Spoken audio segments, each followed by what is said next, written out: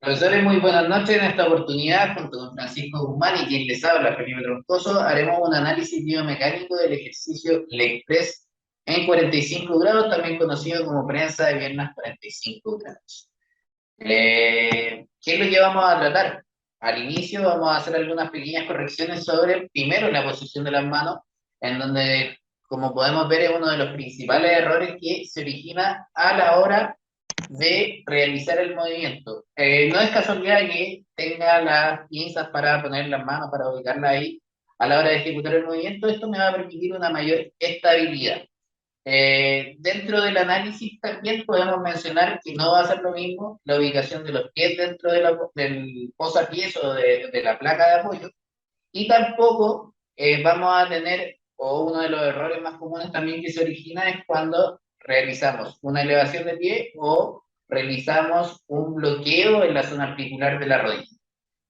El otro error que también genera en algún momento algún tipo de lesión a largo plazo es cuando realizamos una elevación en la zona de los glúteos, cuando despegamos los glúteos del asiento. Esto me puede generar una presión en la zona de la columna vertebral.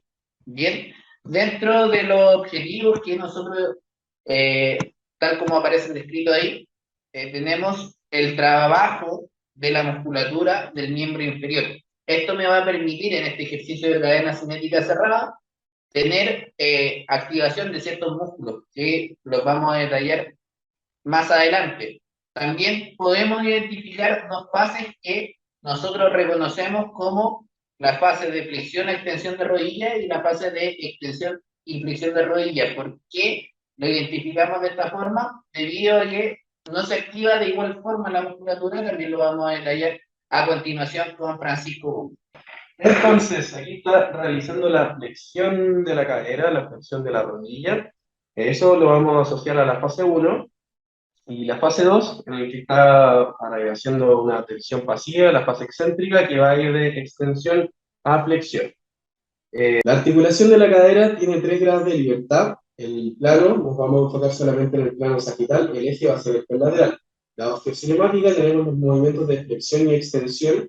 La artrocinemática tenemos el spin. Muchos puntos entran en contacto con muchos puntos. En los componentes estabilizadores pasivos tenemos la cápsula articular, tenemos las caras articulares, tenemos también los componentes estabilizadores pasivos como los ligamentos capsulares, que son los ligamentos que rodean la cápsula. Tenemos el iliofemoral, el cubofemoral, el isquiofemoral, el labrum, y además tenemos también, ¿cierto?, la presión intracapsular. En los ligamentos intracapsulares, que están dentro de la cápsula articular, tenemos el ligamento transverso del acetábulo y el ligamento de la cabeza del fémur. En los componentes estabilizadores activos tenemos los flexores de la cadera, que tenemos el recto femoral, el psoas, el ilíaco, el sartorio, el aductor corto, el pectíneo y el grácil. Los extensores de la cadera tenemos el glúteo mayor, los isquiotibiales y el aductor mayor.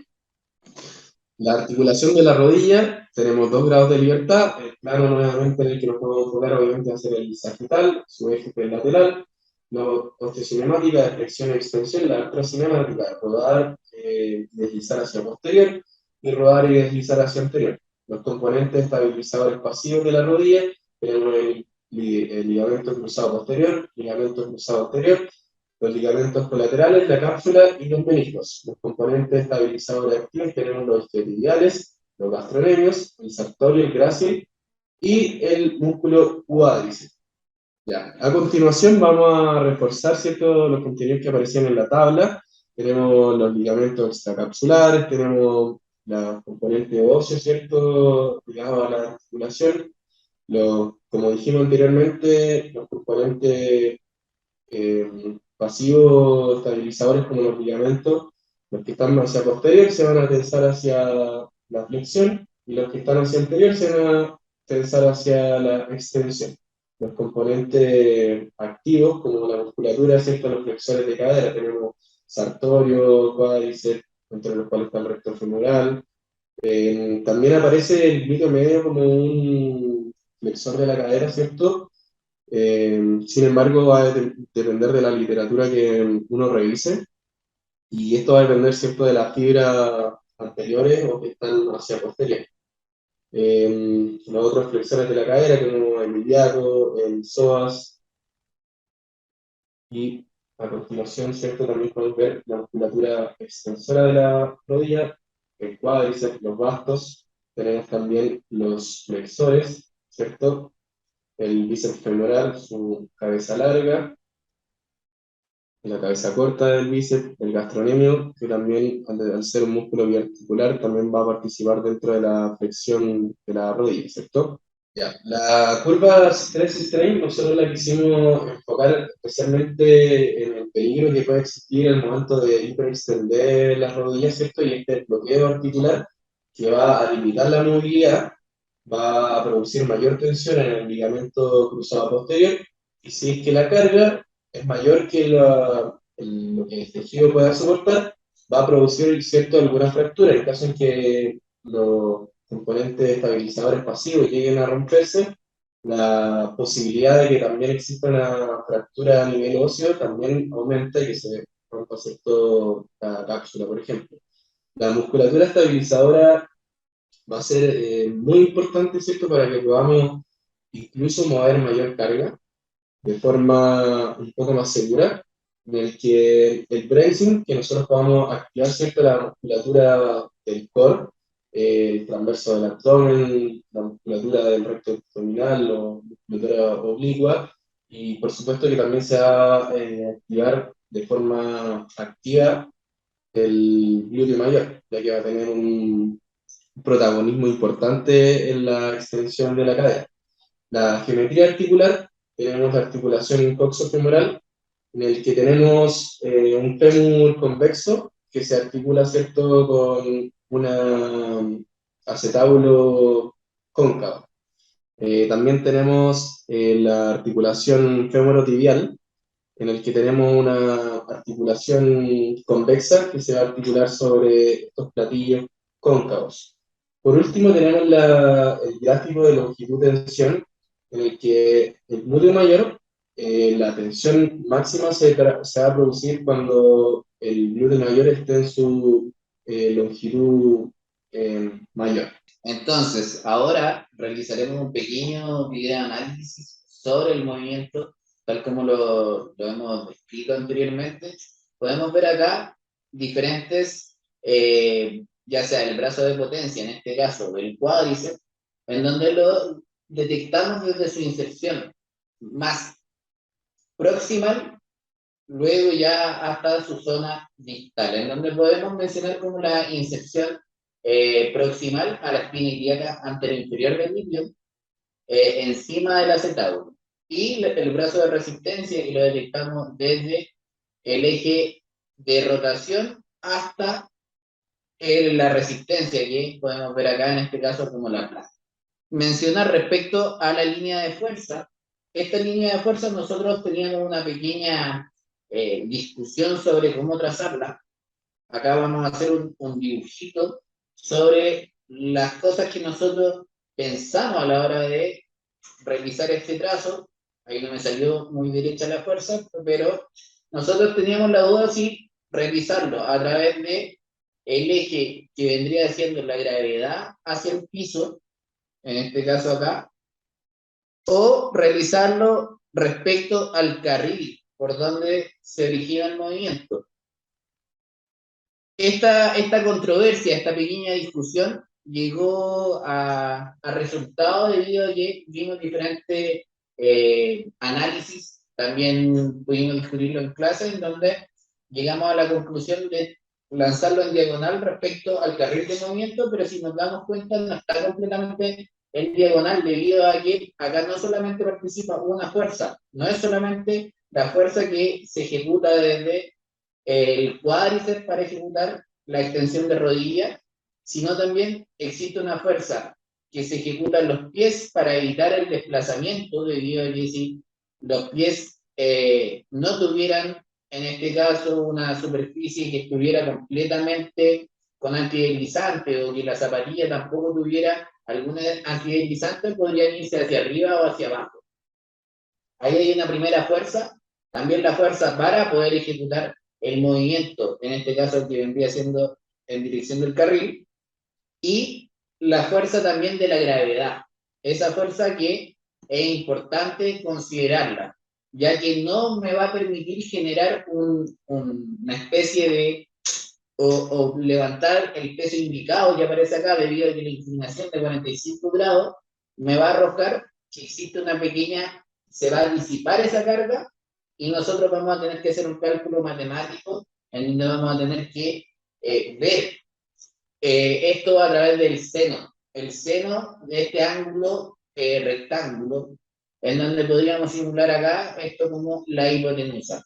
Bien, lo vamos a explicar más adelante también, pero no es solamente el músculo del cuádriceps quien tiene el brazo de potencia. Si bien hay el brazo de potencia, el brazo de resistencia, son bastante parejos, el glúteo también tiene una participación sumamente importante en el movimiento, tal como aparece descrito acá, en donde cuando llegamos a extensión se realiza un ángulo aproximadamente de 90 grados, y nosotros identificamos el glúteo desde su inserción distal hasta su inserción, o sea, desde su inserción proximal hasta su inserción distal, en donde podemos mencionar la línea glútea posterior del ilio hacia el tracto iliotibial de la fascia lata. Bien, y acá identificamos en rojo ese brazo potencia y en verde el brazo de resistencia. Entonces no son los mismos centímetros que se ejecutan. Ahora, otro punto a considerar que es sumamente importante cuando nosotros hablamos de superar una carga, estamos hablando, tal como mencionaba Francisco anteriormente, que van a participar una serie de músculos más. Entonces es muy difícil ver cuál es el grado de participación de cada músculo. Si bien acá el brazo de potencia de la musculatura del glúteo va a ser menor, el glúteo es un músculo mucho más grande, de hecho es un músculo que tiene una fuerza mucho mayor debido a su dimensión. Y esto me va a sacar algunas conclusiones respecto a su grado de participación y qué tan importante es el nivel de participación. Ahí tendríamos que hacer un análisis más a través de electromiografía para ver la participación de cada uno, información que vimos a través de diferentes publicaciones, pero que no llegamos a ninguna conclusión, no llegamos a nada para poder presentar acá. Y no solamente se ejecuta un ángulo de 90 grados en la cadera, sino también se ejecuta un ángulo aproximadamente de 90 grados para efectos prácticos de este video, alrededor de 85 grados en la rodilla. Esto también me va a permitir tener una posición de seguridad, por decirlo así, a la hora de ejecutar el movimiento y que la fuerza sea eficiente. Respecto a las manos, recordar que no es la posición correcta, tal como decía Francisco, tal como comenzamos diciendo, respecto a este bracing o respecto a esta activación de la musculatura estabilizada. Pero no solamente podemos detectar esto, tanto brazo de resistencia como brazo de potencia, también podemos hablar del brazo momento. El brazo momento es un brazo que me puede hacer identificar la participación de un músculo respecto a el movimiento que se ejecuta, debido a que no siempre va a tener la misma distancia respecto a esta línea imaginaria, respecto a esta línea de fuerza que nosotros trazamos, ya que me va a entregar información sobre en qué zona o en qué grado va a estar más activo este músculo. Cabe mencionar también, antes de que se me olvide, la eficiencia mecánica o la ventaja mecánica respecto al brazo de potencia y el brazo de resistencia. Cuando nosotros hablamos de ventaja mecánica, podemos hablar, por ejemplo, de acá, el cuádriceps tiene una ventaja mecánica debido a los centímetros que tiene de ganancia por sobre el brazo de resistencia. No así el glúteo, que tal como vemos acá, el glúteo va a tener mucha menor desventaja, o va a tener una desventaja mecánica.